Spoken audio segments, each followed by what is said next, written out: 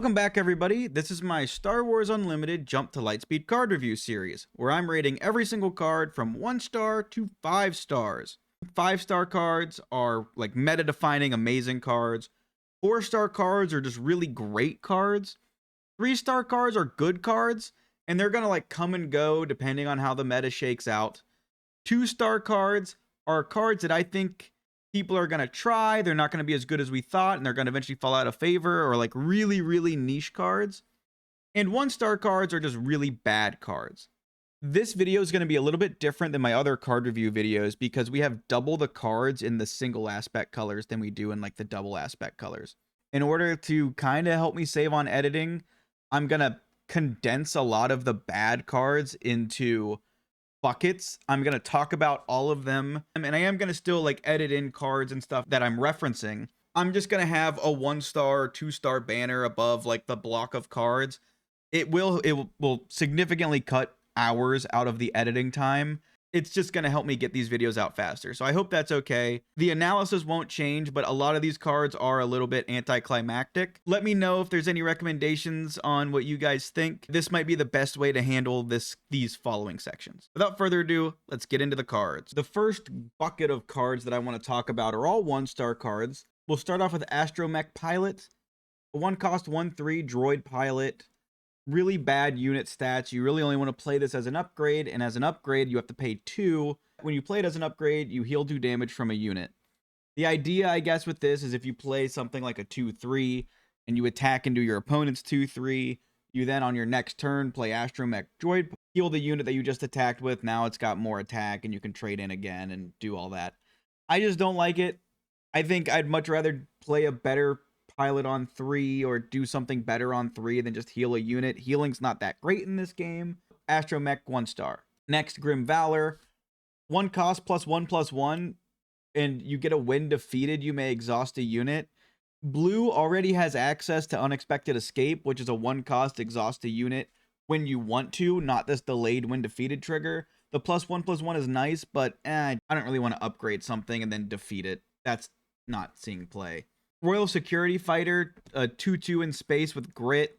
2 health is not really good with grit. You want more health so that way you can get more damage to pump up more.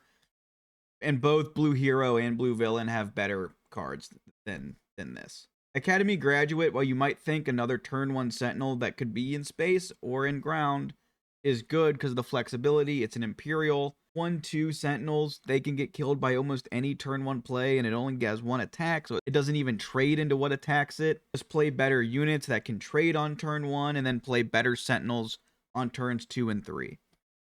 Omicron Strikecraft is similar to this. Both Blue Villain and Blue Hero have access to just better Sentinels than this, and it's a Republic vehicle transport, so not great traits.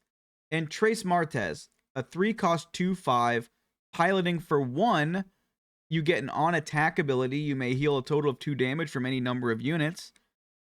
Again, this is designed to be played with Silver Angel. It's a +1/+2 for 1, which is kind of nice, but do you really care about the healing? Like, maybe, because you can also do the trade-in with something and then heal 2.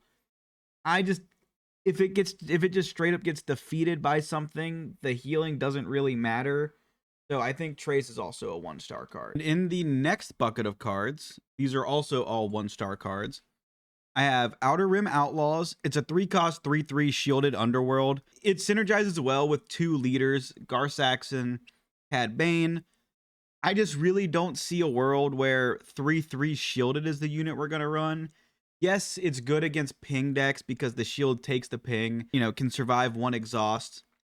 But like a good Django player might just ping the shield and not exhaust this, and on the turn that it readies, then they ping it again and exhaust it. 3/3 just seems like such a big liability. In Gar Saxon, it only does 4 attack, so it can't even trade with DJ or Tech. And the 3 health is just such a big liability. I almost wish it was a 4/2, because then in Gar Saxon and in Cad Bane, it's essentially like a 5 damage threat, not a 4. And that 5 damage is like the key threshold at this phase of the game.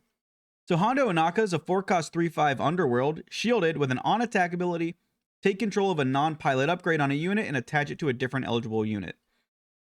There's a lot to like about Hondo, My biggest issue is that he's double Vigilance, which means that you're running him in a double Vigilance deck because you're not paying 6 for this. And in a double Vigilance deck, they're weakest early on. They're basically trying to survive the early game to get to the late game. Now, the one synergy I see with Hondo is with Ray, because what you can do with Hondo, you tap Ray, buff one of the units that has 2 attacks, so now it has 3 attack, and it's now ineligible for one of Ray's experience tokens. So then you attack with the unit you buffed with Ray, then attack with Hondo. On the attack, you would take that experience token off of the first unit, attach it onto Hondo, and now Hondo's a 4/6 shielded, and then you basically can like loop that over and over again. So it's kind of like infinite experience tokens with Ray.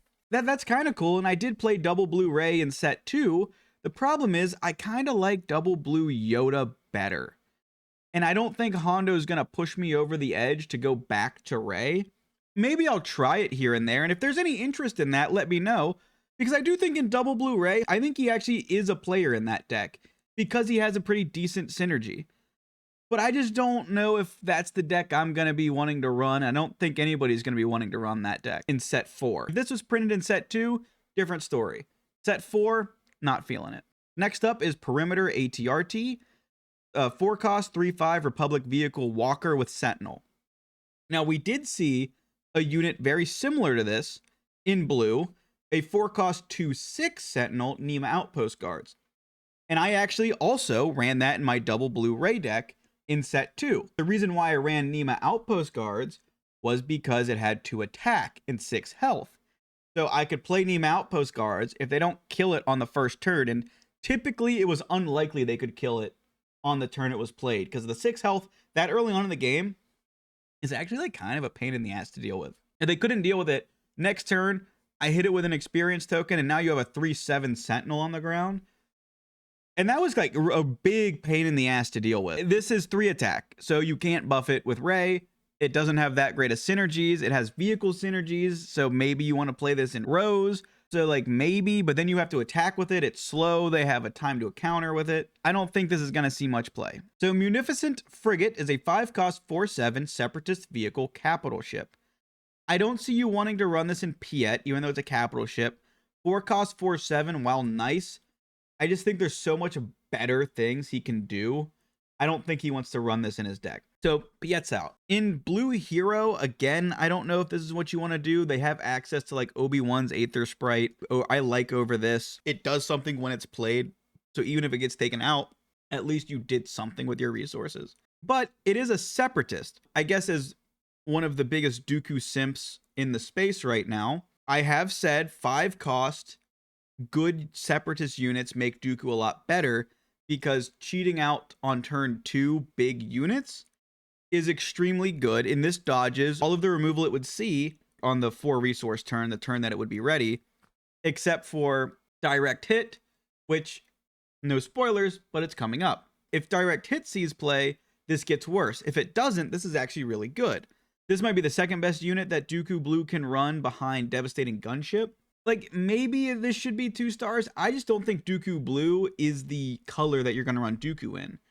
Dooku is so much better in yellow, and I think Thrawn and Piet are so much better in blue-green, which is what Dooku would have to be to run this. So I think this is a 1-star card just because it's in blue. If this was in a different color, it would be so much better. Next is U-Wing Lander, 5 cost 2/2 Rebel Vehicle Transport. So if you want to run Rebel Synergy, this is one of the cards. But it's just, again, it's a 5 cost. When played, you get 3 experience tokens. So it's a 5/5 in space. And then when you complete an attack, so it has to live, you can give the experience tokens out to like other units. So it's kind of like distributing them out. Problem with that is, let's say that you attack into a 4 attack vehicle. So it survives, but then you give your experience token away and then it dies. It's like, is that good? I don't think so.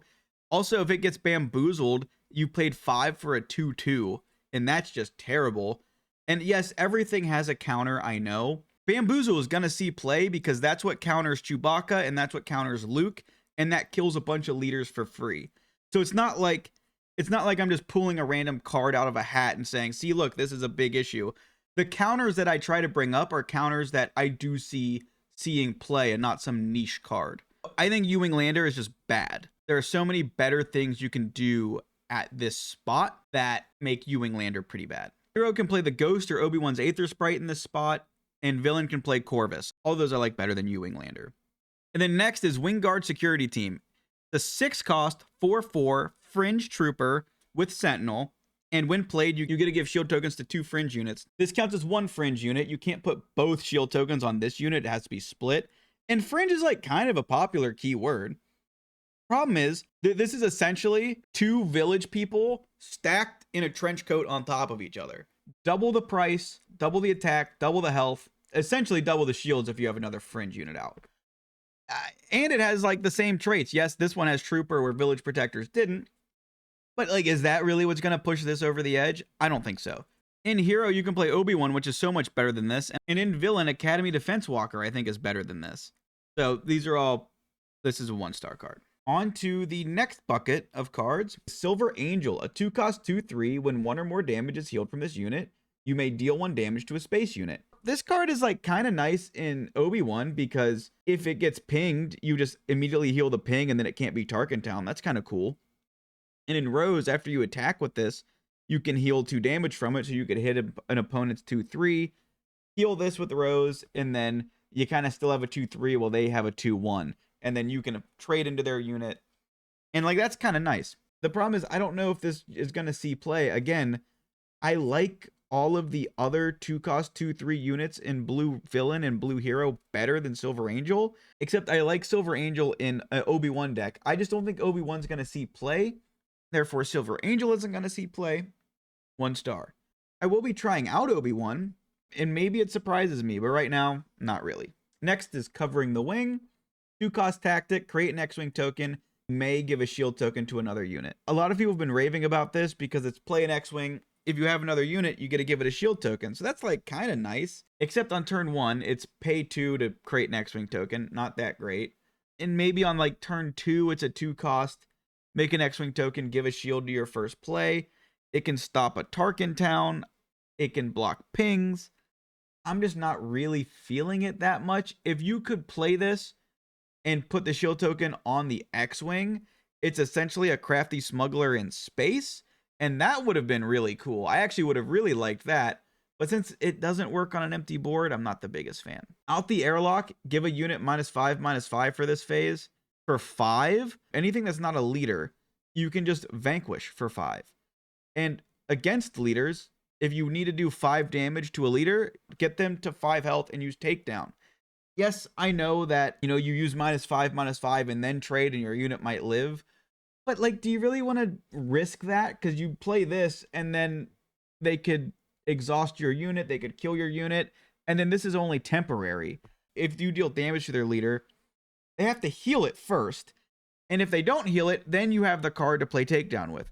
So I just don't like out the airlock. I think there's so many other better options. If this was in a different color, maybe, but in blue, no. Corporate Defense Shuttle, 2-cost 2/3 Separatist Vehicle Transport, 3/5, great stats, right? But it can't attack. And that's really bad. That's a bummer. And, this is the card that's leading a lot of people to be like, oh, Kaz Blue. And yeah, Kaz Blue could be cool. But again, we have so many of these blue, yellow hero cool things that could happen. Is blue, yellow hero going to be good? I just really don't think so. And you're not going to want to play Kaz specifically to play 1 extra 3/5 that can't attack unless you blank it with Kaz. Then it can attack. But one of the biggest problems is you can't deploy Kaz onto this because Kaz's flip ability is on attack. So if you can't attack, then Kaz is just dead. And if I was your opponent, I would just leave Kaz on this so you don't have a leader the rest of the game. I think this kind of anti-synergy with Kaz. You leave Corporate Defense Shuttle up as your only vehicle so you can't flip Kaz onto it. I just don't like it. 1 star. Close the shield gate, 1-cost tactic. You get to choose a base. The next time damage would be dealt to it, this phase, prevent that damage. So this is actually a really cool Twin Suns card. It's a really cool combo card. Like, you can run this with Galactic Ambition, but you can only really get this out on 8, and it's also really counterable. I just don't like it. It's a 2-card combo, and don't like it.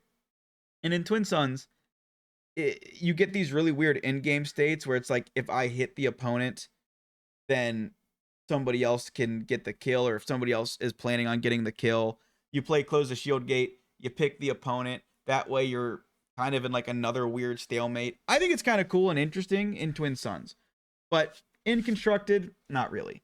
And then you have In the Heat of Battle. I almost gave this a 2-star rating because you get to give every unit Sentinel. And if you're playing like a control blue deck and you have a bunch of units out and you're going up against Django and they triple Dark Raiden Devastator, they deal 4 damage to your base, but now it's ready. And then you play this, and then everything has Sentinel, so it has to trade into your units and can't go base. That could be really cool. And it's for 2. So, you know, if you use something and don't have enough for removal, then you could still use this. I just don't know if I see it that well. I could actually be wrong on In the Heat of Battle. I could really see people using this to give everything Sentinel. That way it forces unit combat and slows down aggro decks. But I don't know. I think there's just better things to do currently. So we're back to the usual format. Next up is Landing Shuttle. 3 cost, 2/4, Imperial Vehicle Transport. With a when defeated, you may draw a card. I like this card in Thrawn, not much else. It kills P-38, but then P-38's when defeated kills this, so it kind of trades into P-38. It also can kill like Kylo's TIE Silencer. It can kill a few good turn 1 plays. And it can even trade into a lot of 2/3 ships and 2 attacks. And then you get to draw a card, and again in Thrawn, you get to draw 2. So, I mean, I think that's just a good niche card if you want card draw in Thrawn. Like, I'm currently looking at double blue Thrawn, and I think I'm actually including 3 of Landing Shuttles. It might be on the chopping block here and there. So I'm going to give Landing Shuttle 2 stars, but it could be higher. I think the draw 2 in Thrawn is kind of powerful. Next up is Desperate Commando, 2 cost 2/2 Resistance Trooper. With a when defeated, you may give a unit -1/-1 for this phase. So this is kind of like a 3/2. If your opponent is playing a 2/3 and you trade Desperate Commando into that 2/3, you give it -1/-1 for this phase and it dies. So that's kind of cool. Blue Hero only has access to 1 other 3 attack turn 1 play. That's in Vigilance. So if you're playing double blue and you want to run Quill, you would want to run this, and you'd want to run Page. In Thrawn, this is a 4/2 because you can double its when defeated trigger. Sometimes not really against Tarkin Town decks, because a lot of Tarkin Town decks are running like ISB Agent, which has 3 health. They would play it, they would ping this, they would Tarkin Town it, and the -2/2 really does nothing. But in a lot of scenarios, this is a 3/2 in normal Vigilance and a 4/2 in Thrawn. And I think that's deserving of a 4-star rating, because a 4/2 can trade into a lot of things, and I just really like it. It could also just, you can trade into something and then do -2/2 to a space unit. And so you could kind of kill a space unit with Desperate Commando. So I really like this card. I think it's a 4-star card. Next up, Cloaked StarViper. 4 cost 3/2 Underworld Vehicle Fighter. When played, give 2 shield tokens to this unit. Funnily enough, not like double shielded or anything, so no keyword, just when played, you get 2 shield tokens. This card's going to be really easy to evaluate. I think this card's extremely good in Gar Saxon. A 4 cost 4/2 double shielded, so even if they ping it, even if they run into this, it's still a 4/2 because it has 2 shields. It's just going to be really, really annoying to deal with. I don't know if any other leader runs this, but I think Gar Yellow is a real deck, and I think this fits perfectly into Gar Yellow because it's going to be such a pain in the ass to deal with. I think this is a 3-star card. Just really solid in a pretty good deck. Is the CR90 Relief Runner. 6 cost 4/6 Rebel Vehicle Capital Ship. It gets Restore 2 and a when defeated, heal up to 3 damage from a unit or a base. I just really like this card. You play it. If they don't kill it, you get a Restore 2. When they do kill it, you get a Restore 3. It dodges a lot of current removal. I haven't talked about Direct Hit yet, but it is coming up. So it dodges Fell the Dragon. It dodges Takedown. Even if they do deal with it, even if they do kill it, right? Because you always hear me say, oh, we don't want a big ship that does nothing. Well, it does do nothing, but the do nothing is it just dies to removal. Well, if this dies to removal, you still heal 3, which is a big deal in blue decks. Healing to get to our end game good stuff is really good. And this card excels in 2 decks that I think are relevant. This card is extremely good in Piet because it gets played on 5 because it's a capital ship. And on his flip turn, you get to play this for 4. Yes, it still comes out on 5 resources, but maybe you can play something for 1. I don't know. And in Thrawn, it's extremely good as well because you play this, and if they defeat it, you heal 6. And if they don't defeat it, you're consistently healing 2. And you can trade into their units, restore 2, then on the next turn, trade into another unit, kill this, restore 2 again, and then restore 6. We've seen Top Target, one of the bounties, I'll put it on screen. We've seen it do that. And that was running Bosk, and it required, this, Bosk being flipped, hitting this. This just 2 turns, trade into 2 units, you get this. Yes, it's a little slow on the healing, but sometimes that's actually kind of good because what if you've actually healed or done a really good job controlling the board and you still want to get like the max value out of the heals? I think CR90 Relief Runner, solid card, 3 stars. Also, I am a big Yoda enjoyer, and in Yoda, this can come out as early as turn 3.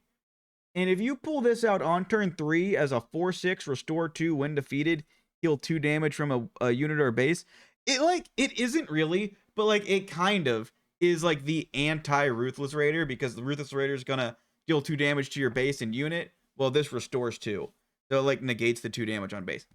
It's not really, but like kinda same stats, same cost. Don't hate me. Tier 90 Relief Runner, 3 stars. Next up is Direct Hit. It's a 4-cost tactic, defeat a non-leader vehicle unit. I think this might be the card that a lot of people misjudge when they first see it. I have seen a lot of card reviewers look at this, go, this is trash, too situational, good and limited, dismiss. Except, what world are they living in? We are living in a world where Django and probably Piet are going to be running around, blue-green control. A lot of their end game is big ships, maybe like 50-50. And I mean, this card's only bad against Han. And I mean specifically Han Yellow, because Han Yellow really doesn't run that many ships that try and blow you out. So if you kill them, you get a big advantage. But in Han Green, they home 1 and stuff. And that's kind of good against that. So against decks that really like vehicles aren't their big play, this is bad. Maybe you main deck it if you're playing a lot of Django and then sideboard out against Han. But I'm going to put on screen the other 2 conditional removals I've been talking about this whole time whenever I would bring up, oh, I'm not talking about Direct Hit yet. We have Fell the Dragon and you have Takedown. Both of those are 4-cost conditional removal spells. And what did I keep saying?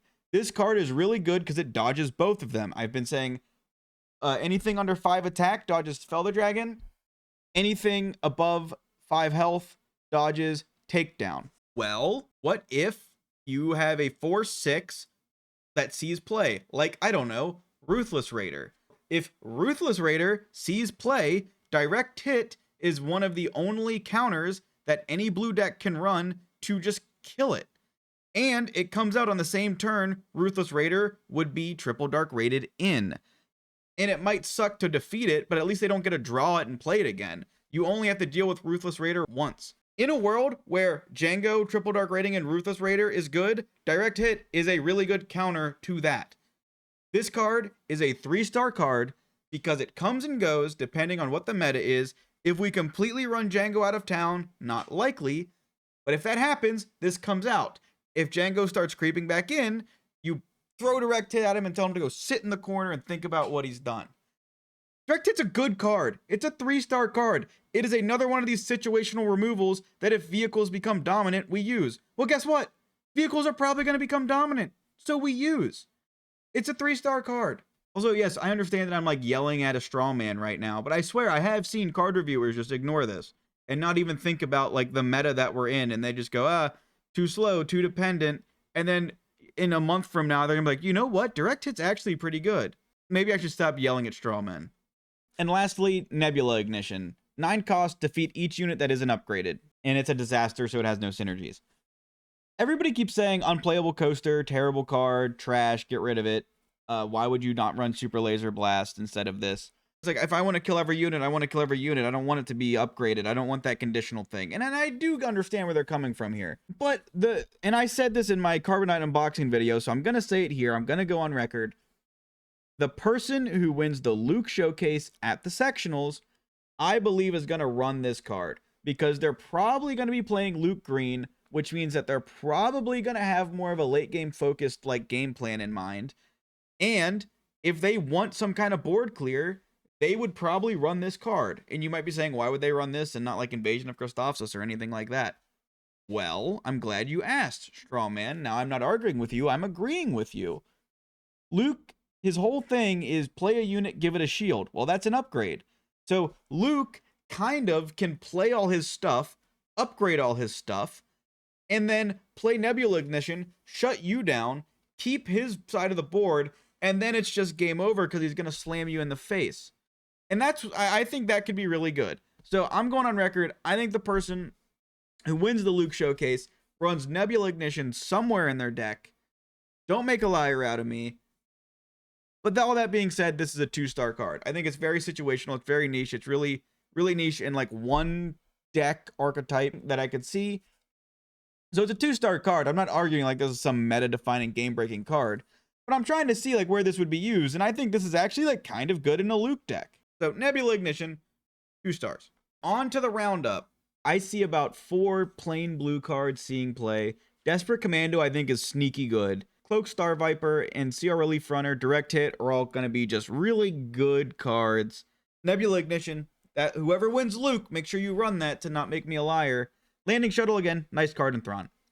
And then we got, I think that's 18 kind of really bad cards. You know, all 18 of those probably aren't 1 stars. I'll probably be wrong about some, but we'll see. It'll be exciting to see what people come up with. And with that, we are done with the card reviews for Vigilance.